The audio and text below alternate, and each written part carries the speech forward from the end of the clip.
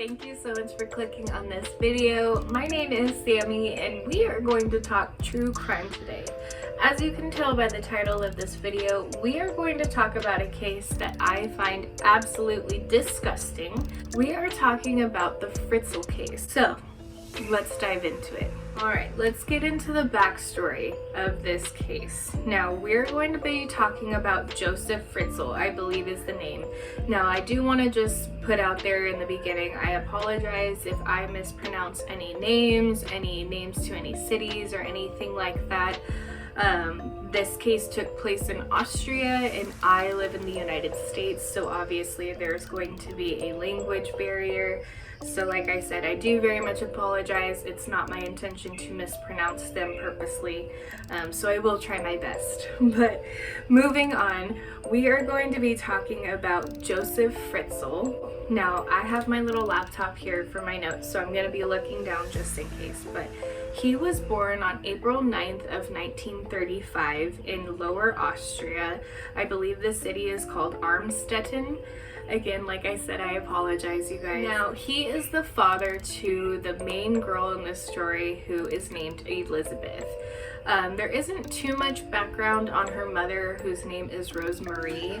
All that's really known about her is that Joseph and Rosemarie married in 1956. Joseph at the time was age 21 and Rosemarie was only 17. So you can kind of see how the story is already starting off. You know, some people may not think that's a huge age difference, but 17 is still pretty young to be getting married, but different times, different everything. So together they had 7 children, 3 sons and 4 daughters, of course, including Elizabeth, who was born in April of 1966. Fritzl, who was her father, Josef Fritzl, reportedly began sexually abusing her at the age of 11. Her own father began sexually abusing her at the age of 11. Like I said, guys, this story is just absolutely disgusting. And when I first read about this case, I went and hugged my son. I just recently had my first son, my first child, as a matter of fact, who is my son. And I just couldn't possibly think of ever hurting him, you know, and so just, like I said, this case. Now, it said that she completed compulsory, I believe is how it's pronounced. Like I said, I'm so sorry, you guys. She completed education at the age of 15 and then later began a course to become a waitress. But it is stated that in 1983, she actually ran away from home with a friend to Vienna. But of course, this isn't her happy ending, and she was found just a few weeks later and was returned home by police. Now with that, she of course rejoined her waitress course and then got a job when she finished in 1984, or I should say was offered a job nearby in the city of Linz. And this is actually a capital in one of the cities in Austria, and it's also the 3rd largest city in Austria. So not sure if that has any major significance to the story, but of course, just for time and place and everything like that, it's good to know. So after Elizabeth had already turned 18, she was still living at home. So around 1984, August of 1984, it stated that Fritzl had lured Elizabeth into the basement that he had been makeshifting into this prison chamber, and did so by asking for help with a door. I'm not sure how he was able to get her to do this. I'm sorry, you guys, my bangs. Oh my goodness.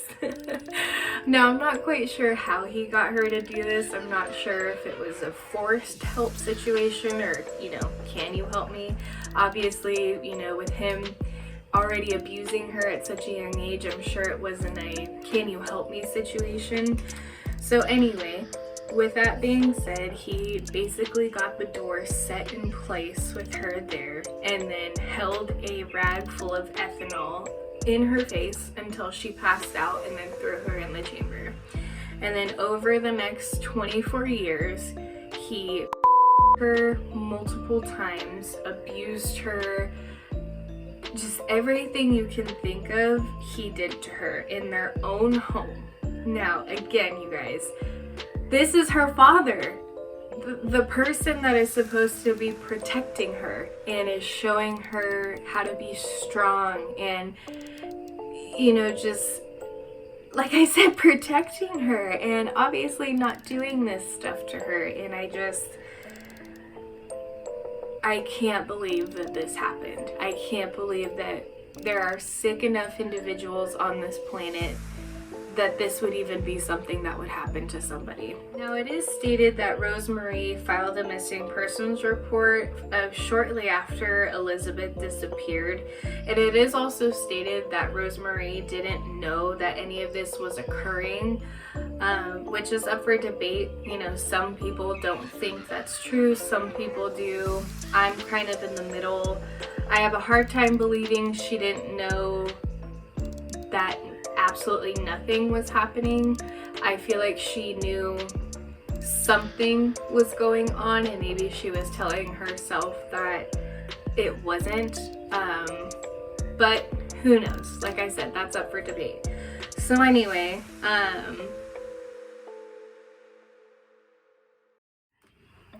alright, sorry, my phone died, so I had to plug it back in. Now anyway, about a month or so after the missing persons report was filed, Josef Fritzl actually began forcing Elizabeth to write these notes, basically saying that she was fine. She left home because she was just sick and tired of living with her family.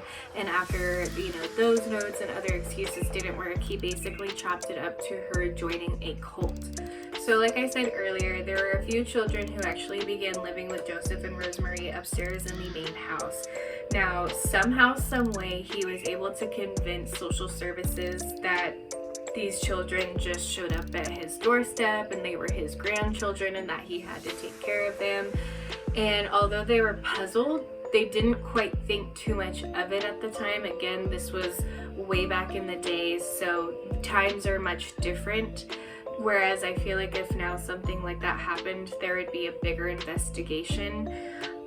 And like I said, it's hard for me to believe that Rosemarie didn't know anything when all of a sudden these kids who are Elizabeth's just showed up at their doorstep. But again, that's up for debate. So following Elizabeth's fourth child, obviously with how many kids and people are now living in the basement and in the household, Josef actually expanded the quote-unquote prison chamber, and by doing that he put Elizabeth and the children to work and made them dig out the soil for the chamber by hand, day after day after day. So essentially he began abusing the children as well with that. Now, it is stated that although it was a prison chamber, they did still have a television, a radio, a video cassette, and a hot plate. That way they were still able to cook food. They also did have a refrigerator down there that they could keep food, which came in handy. Although Josef used it as a punishment and would withhold food as a form of punishment towards the kids and Elizabeth. But it wasn't all bad for the kids and Elizabeth. Elizabeth did teach her children that she had with her how to read and write, so that was at least good. They had some sort of bonding throughout the traumatic experience. It is reported and stated that Josef would force Elizabeth to not only watch heavily pornographic videos, she would be forced to reenact these scenes or movies with Josef in front of her children. So he forced his children to watch them while he their mother. So again, if I haven't stated or preferenced how sick this individual is, maybe this will show you. Now, it is stated that Fritzl's sister-in-law Christine noticed that every single day at 9 o'clock he would go down into the basement and work on these drawings for machines that he was selling to manufacturers throughout where he lived. He often would stay there for nights and nights on end and would not allow his wife to bring him coffee, and so it kind of added to his erratic behavior, if you will. And they actually ended up having a tenant rent a room from them on the ground floor, and he actually reported hearing sounds coming from the basement. And of course, Josef made excuses and said that they were faulty pipes or that it was rats running through, and again, just all these excuses on what's going on. Fast forward, April of 2008, Fritzl agreed to let Elizabeth's child seek medical attention because she fell very ill. Once the child was at the hospital and actually received medical attention, it was stated that the child was suffering from kidney failure, which is a serious life-threatening issue. And had she not gotten there in time, she would have more than likely passed away very soon. Now, medical staff did find aspects of the child's story very puzzling, but again, they didn't know how to go about it. However, this time, they alerted the police.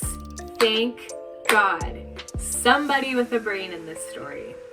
So, they alerted the police as to what's going on, and they didn't quickly act yet. They wanted to basically establish some, evidence and groundwork on what's going on and have the proper information and tools necessary to make the correct arrest. Now, I do want you to keep in mind that when Elizabeth brought her daughter to the hospital, that was the very first time she had seen the outside world in 24 years. So put yourself in her shoes for a moment and think of how traumatic that also was for her, and how that must have been a completely new experience for her in general as well. But to not be able to go outside and see the outside for 24 years or breathe fresh air for 24 years, just imagine that for a minute.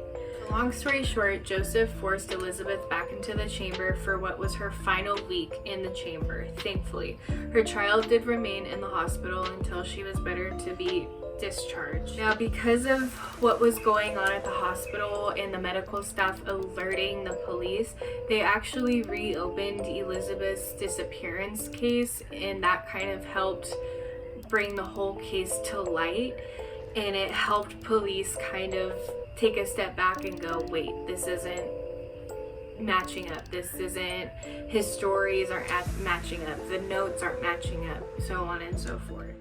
Hey guys, I just wanted to give some more clarification on this next clip coming up. I kind of just jumped right into Elizabeth asking her father to be taken to the hospital, and I didn't exactly give any backstory, so that's what I want to do now. Like I said, you guys, this is my very first YouTube video, so I promise I will get better. That way I don't have to do these weird voiceovers. But anyway, like I said in the last clip that we just watched, Elizabeth was now in the final week of her prison chamber hostage situation, if you want to call it, and at this point she was actually starting to get sick as well. So remember how her daughter was now being discharged from the hospital? Well, Elizabeth was now getting sick and needed to be taken to the hospital herself. She begged and pleaded her father to be taken to the hospital, and somehow, some way, he agreed and took her in, and this is where we pick up. Elizabeth pleaded to be taken to the hospital so she could receive medical attention. He reluctantly agreed and took her to the hospital, and somehow, some way, the police got a tip that they were going to the hospital and met them there.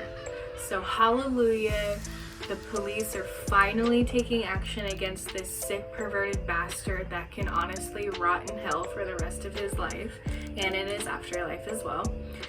And she was taken into a room so she can talk to police, but she refused to talk to police and tell them what was going on until they reassured her and promised her that she would never have to see her father again. Once police were able to promise Elizabeth that she would never have to see her father again, she began telling the story of how over the past 24 years, her own father, the person who is supposed to be her protector and savior, took complete advantage, did some of the most disgusting and horrific, vile things to her and her own children as well, and had no care in the world whatsoever.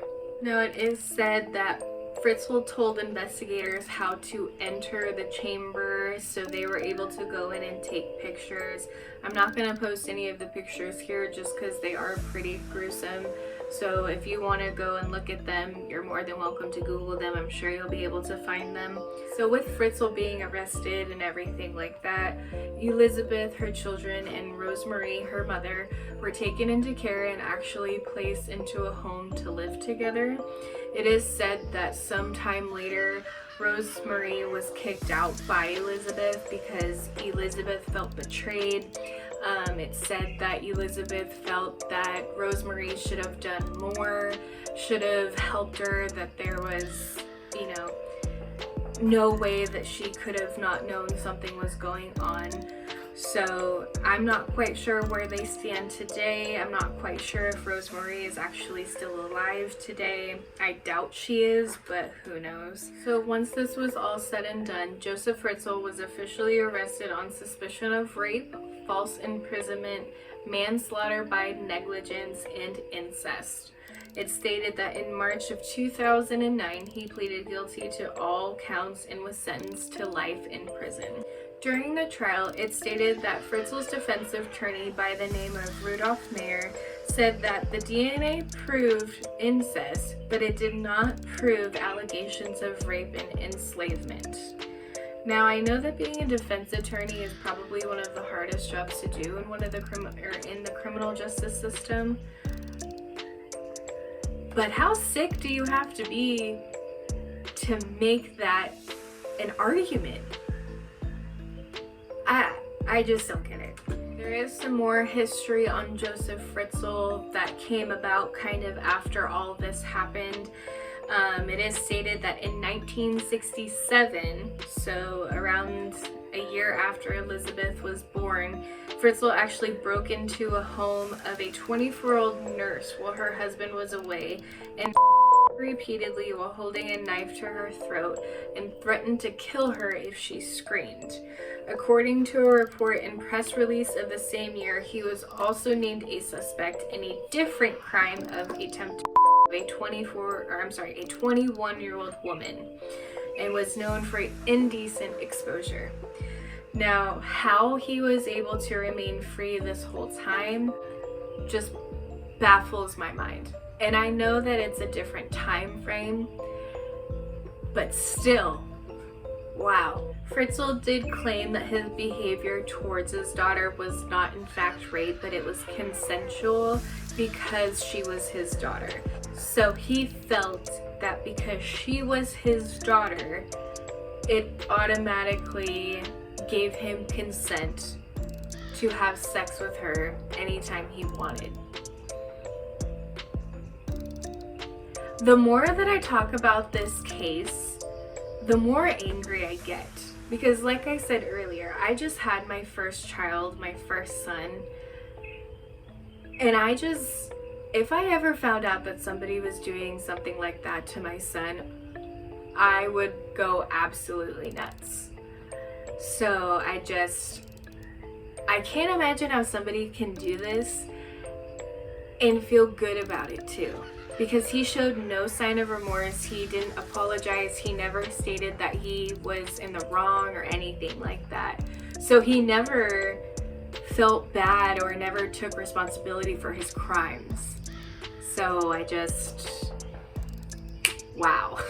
Now I do just want to preference that obviously I'm only saying bits and pieces of this case just because I don't want to make an hour-long video. I don't have the space on my phone for that, so maybe one day. If you want to look into the full case, please do your own research, and I just want to give you a complete trigger warning. This case is absolutely insane and brutal.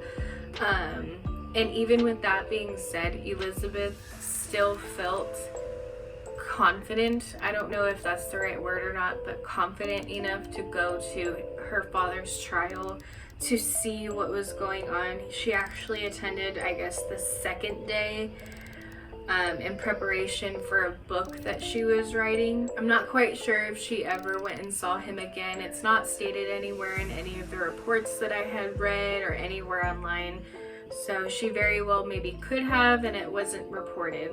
So on March 19th of 2009, Fritzl was sentenced to life in prison without the possibility of parole for 15 years.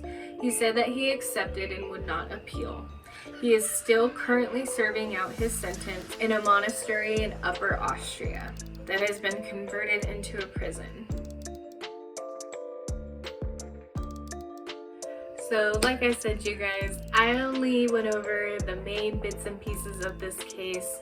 So if you want to know the full depth, the full gravity of this case, I highly suggest that you do your own research, go online, watch videos, but just be prepared because this case took me down a rabbit hole I was not prepared for, and I want to hug my baby so badly right now, which I'm gonna do right after this video because he's right over there. But yes, so anywho, that was the very short version of the Josef and Elizabeth Fritzl case. I can hear my baby starting to make noises, so it's perfect that I'm finishing up right now. If you liked this video, please hit that like button. If you wouldn't mind maybe also hitting that subscribe button. Like I said in the beginning, this was my very first video ever, and I promise I will get better. I was just very excited to do this video. Once I read this case and went over everything, I had to talk about it because I didn't really see too many videos out there. So yeah, without further ado, I hope you guys have a wonderful rest of your day. Don't be crazy. Don't hold your children captive in your basements. And yeah, I will see you guys in the next video. Have a great day.